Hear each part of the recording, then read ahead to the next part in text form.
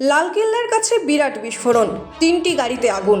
Lal Qila metro স্টেশনের কাছে এই বিস্ফোরণ ঘটে বলে খবর। এখনো পর্যন্ত 11 জনের মৃত্যুর খবর শোনা গিয়েছে, বেশ কয়েকজন জখম হয়েছে বলে খবর।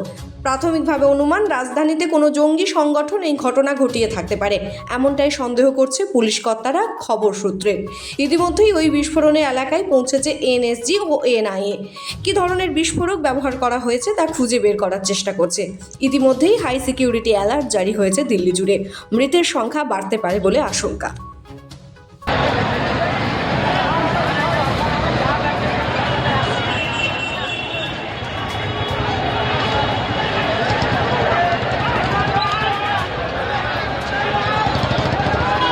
डालियो मत ना अभी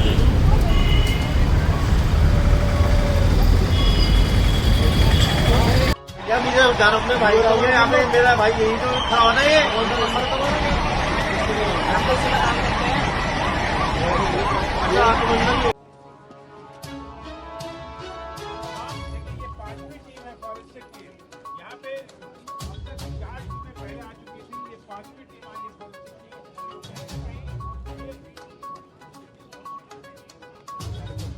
डालियो मत ना अभी